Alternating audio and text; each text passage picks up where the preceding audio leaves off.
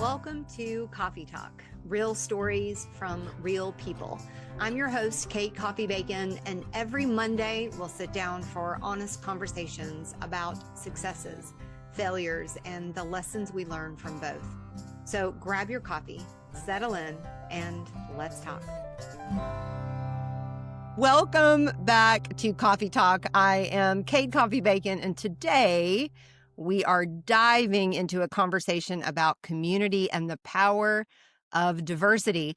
My guest is someone who lives and breathes this every single day. We all know him. We all love him, Bobby Small. Okay, yeah. Where? This is somebody behind me? I don't know. So happy that you're here. I've been looking forward to this Coffee Talk probably since I launched Coffee Talk. I was like, me too. Yeah, it's going to be fun. All right, let me introduce you. Bobby is the Community Strategy Director at Doug, where he helps people connect across the Microsoft Dynamics 365 and Power Platform ecosystem. Is that right? Broad, yes. It's a broad, Okay. it's a mouthful, but that's it. You got to include No everybody. fake news here. No fake news. That's it. He believes our communities thrive when every voice is heard and valued. Bobby, I'm so thrilled that you are here. I'm going to ask you, put you on the spot, what's something fun or surprising about you that most people doesn't know? Fun or surprising that most people don't know? Yeah.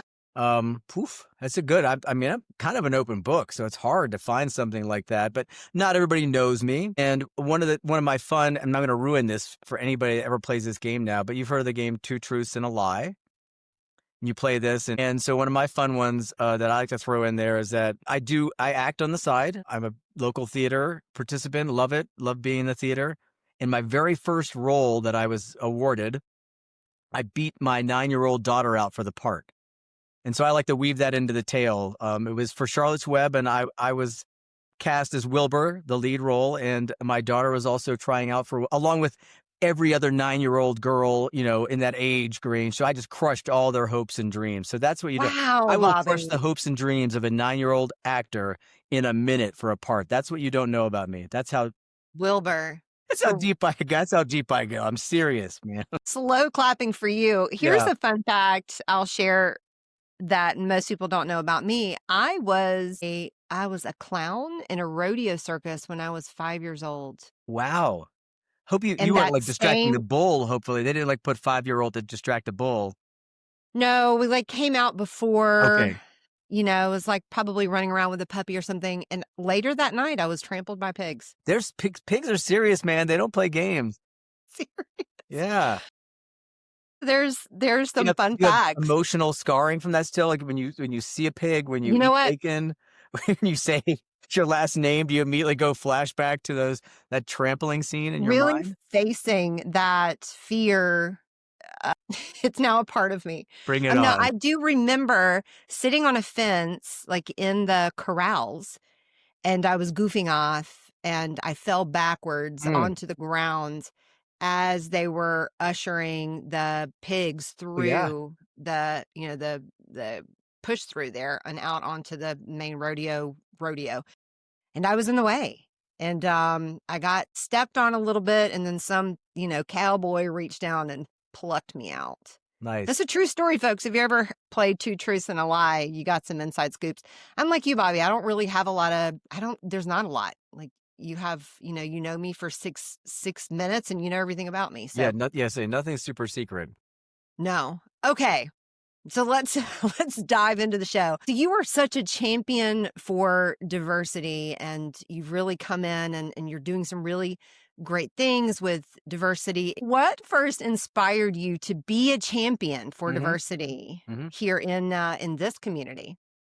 So I trace that back to, there was an awareness as an executive and a person starting to attend meetings at an organizational level across multiple folks that I couldn't pinpoint it, but a couple of things that come to mind when you say that I went back to that were kind of the genesis for me. I have 2 daughters, which certainly sets you in a mindset if you're paying attention to that. Just started to see stuff in the boardroom, that whatever the quote unquote boardroom, that just started to feel unsettling. And I take it even a step back further. When I went back to school, or went to school, when I went to college, it was later in life. And I had like these large blocks of time between classes or riding the bus to and from campus from where I was living. And I just started reading a ton. And I think it was an enlightenment period for me, opening my mind up to some of these things in the world that I just kind of by default ignored, in my own little bubble. And so I was never on a far side, like not an extremist, like, oh, I better change my ways. But I just wasn't paying attention, I think, for the most part. And so I started to be more attentive. And then as I made it through again, these boardroom scenarios where I started to see these things happening, things like back to your pig story, indelible stories that I'll never forget. Being in a room where the manager or whomever was asking the room of other managers, either peer or below, for input about something, and just hearing comments like, this is a male, saying, "Hey, what do you think, Kate?" And then Kate saying, "Blah blah blah blah blah," and him going, "Oh, that's cute. What do you think?" And it's like you wouldn't say that to a Triggered. guy, and you just wouldn't say that. You wouldn't dismiss it that way. And other things that I've heard now repeated to me about co-oping, I started to think back like, wow, yeah, I remember that. Like a female enters the conversation with an idea, and by the time it makes it around the boardroom, Jim over here is awarded the golden star for a great idea that he didn't even start. And then this person doesn't feel comfortable speaking up. So I've heard that story and then thought back to, yeah, I've seen that happen in front of me. So those were some of the moments like historically that started to build this awareness. And then to be honest, the catalyst for me recently was the luncheon at Summit in 2024, the Women in Tech lunch that Marie Weiss put on, along with other folks, some great speakers. And the things that resonated with me, there was a great group of folks at the table with me. It was predominantly women. There was I think I saw one other gentleman in the room. It was an open invite though. So there was like a couple of us, and Marie saying, "Hey, we need more male advocates, more male allies, more male voices to step up in these rooms, in these moments, to be there, for support." And so that for me was like, that was the divining rod. That's when I said, I've got a pulpit, I've got a platform where I can step up and perpetuate and provide foundation and really a space, to be honest, just for me to get out of the way, but for other folks to have a voice. And so that was kind of what I stepped into when I got to Doug and had the opportunity to have a podcast and start interviewing and bringing voices on. So that's to me was the catalyst, and that's brought me to where I am today, which is just continue to expand and be more comfortable and open and honest in this area. I was a young business owner, a solo entrepreneur, on my own business for 10 years. Being a woman never slowed me down, or I never thought, oh, I can't do this because I'm a woman.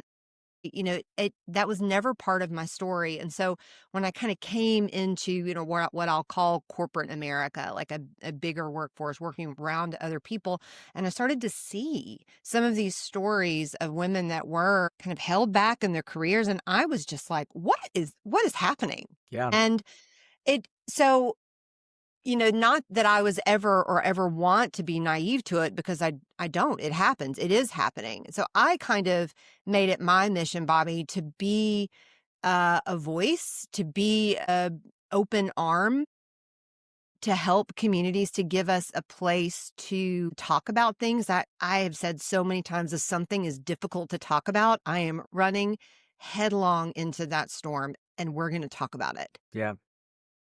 So I have partnered with the Women in Tech Luncheon this year at Community Summit and have written out their programming. So thrilled to step into that space and offer women a place in stories that they can see themselves and be encouraged, and find mentors they can ask questions to. I love what you're doing. It's just, Doug in general it's such a warm hug. Like you walk in the room and it's so fun, and everything about it just feels fun and light. And then we get down in the weeds and we learn and we do it all together. And it's just, what a great place that you have helped create in the community for inclusive learning. Looking at this kind of inclusive approach that you've taken, is there a time when maybe an inclusive approach helped change an outcome of a project that you've been on, or a community initiative? Yeah. And I wanted to reflect quickly too on your comment about Doug. I mean, that starts from the top. So, the folks that own Doug, John and Jake, set a precedent and a tone. that allowed Molly and Liz, who just moved on to do their own thing, to set a tone. And that, that just, all this flows downward. So it's, that's why it's not just one person, it's the organization. And so that makes it special. And it allows that space for us to have this, ability to go out and bring people into conversations. So that's, that's in a broad scale, in a broad sense, that's a macro answer to your question about how does doing this, what's the impact? The impact is we've seen and felt this now throughout the community in lots of ways, people stepping up with us, through online meetups to tell their story and feel free to tell their story and feel like they've got a place to even sit and listen. These folks who maybe have been in a technically marginalized situation where they don't feel like you did growing up. Hey, you kind of had some success and didn't feel this before you kind of saw the other side and pulled the curtain back a little bit, and allow them to play some catch up with the rest of the world that's been dominated by other factors. So the other story that comes to mind, and it's not necessarily a project or anything, but it was, again, just I would say another pivotal moment where I realized there's just some crappy shit going on, that I needed to be more aware of. And I was hired a ton of people, and especially in the tech industry for 20 years, spent in a high hiring cycle. And for the first large portion of it, very rarely saw a female applicant didn't matter if it was tech support or network administration or developer or any of those roles. It was rare to find a female applicant, and started to see some. And then one of the first females that I hired, her story just resonated. We went through the process, and I felt like she was the right hire, but there was a couple of strong candidates. There were two people in particular, and I wanted some additional information. So I called up both and just asked a little bit of, kind of scratched a little bit more at the surface. And one of the things I asked her about was, kind of how her job search was going and what kind of feedback she was getting. And her response was incredible to me. She said that for the most part, she had a degree that it wasn't necessarily programming, but seemed to have the acumen to get it done, but was told consistently that she would make a much better salesperson or recruiter because of the way she looked. And guess what? She was fairly attractive, blonde, young lady. And so it was kind of like, oh yeah, you could program, but you'd be a really good recruiter. You'd be a really great salesperson. And I said, how did that make you feel? And she said, it made me more determined to apply to these jobs. And I get choked up every time I talk about it. More determined to apply for these IT jobs than ever before. And that was, to me, that was like, boom, X factor. You are hired right now. I didn't even call the other person. I was like, you know what? The job is yours. This is the exact kind of person I want on my staff. So being able to step out and ask those questions, and being comfortable to ask those questions, allowed me to hire somebody that was incredible, that's gone on to have a great career in our industry. And, if you're not open to it, then you're not going to see that. So that, to me, was why we have to be more open and more, have the ability to hear these voices and see these people. We had an episode of Coffee Talk a few weeks back with Jennifer Bonifant, and what a powerhouse. And one of the things that she talked about in the episode was not hiding behind your intelligence, to step out and own it, become an expert in something, and, let that kind of guide you. And she teaches at, industry events across the country, and I've always respected her for her deep knowledge, and to find out, that's kind of a platform for her career and the way that she's built her career. I hear stories like that, Bobby, and you saw my reaction immediately. I'm like, oh, triggered, like, boxing gloves come out. Yeah.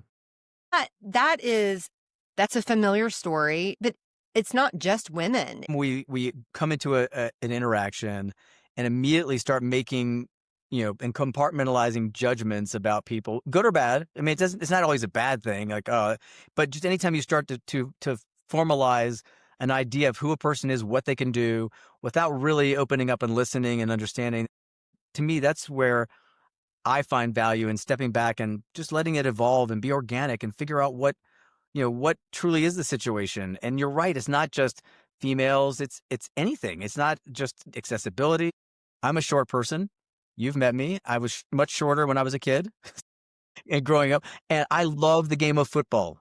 Love it. I mean, it was my favorite sport, and I wanted to play football from the time I can remember. And my mom took me down to the little league and enrolled me, and I played the football. And at the end of the season, the coach told my mom, and I could hear it, and I can still hear it, that if she didn't want me to die and get injured, that she should shift me over to something else like baseball, where it was more safe for a person my size. And you know what? That pissed me off. I mean, at a young kid, I remember it, Kate, and it wasn't like I thought about it every time I went on the field and I didn't have that guy's picture in my face, but it's the reality of just somebody making a snap decision, not knowing what a person's potential could be or giving them the opportunity to find that potential, that it just, I think you put your organization, your situation at risk of maybe giving up on something that could be great. So Yeah. that's my Yeah. that's my pitch for always being open to everybody and listening and understanding and having that space to do it.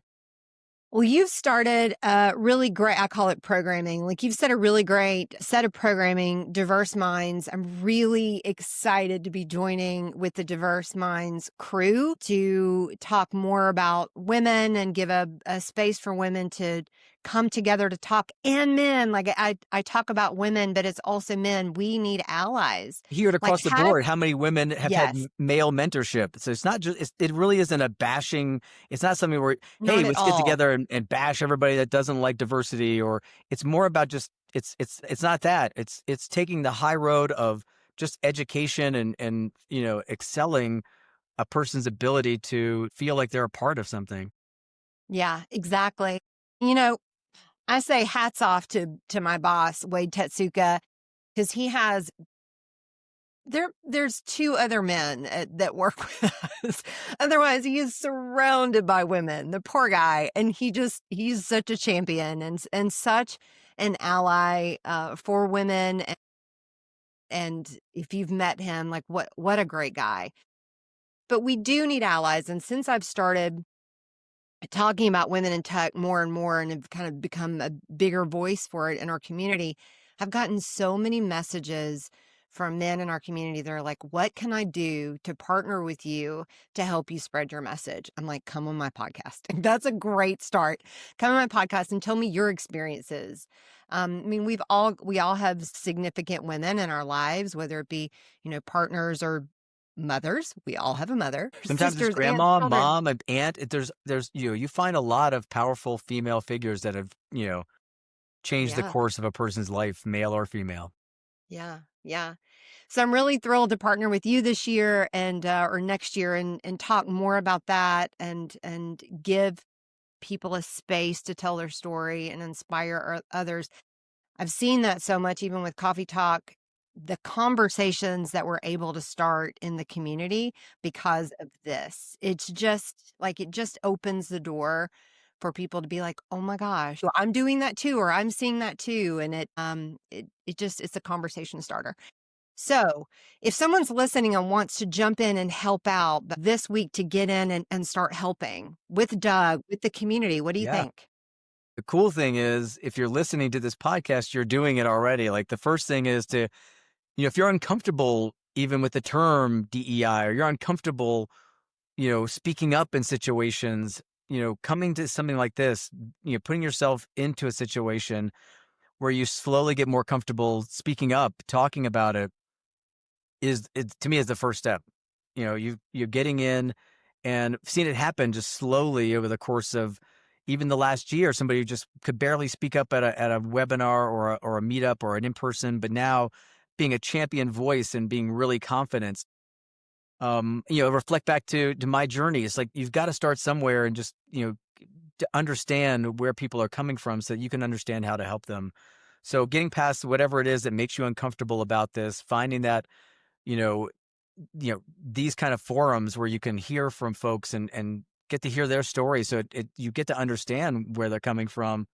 I think it makes you that much more able to start to do that in the moment when you see things going awry, or you want to help somebody and support them literally in the moment when something's not working out the way it should for a group of folks and a community level. And this helps you to do the other thing that's just important across the board in our world today is to get past what you think you know about something. So you've read some headlines, or you're stuck in that headline mode, which is where we are as a society. Where this is what Instagram does to us. It's what it's there, and those are all great fun tools. But if you're not careful, you're just stuck on what they want you to see as far as headlines and thought evoking words that don't mean anything unless you dig a little deeper. So what you're doing by watching Kate or by attending a Diverse Minds or going to the Women in Tech Luncheon at Summit is you're opening yourself up to that next level of learning, which gives you more ammunition. So that's how you start. You've just got to start and keep adding to it. And, again, and diversify that thought process. So it's not just women in tech, but,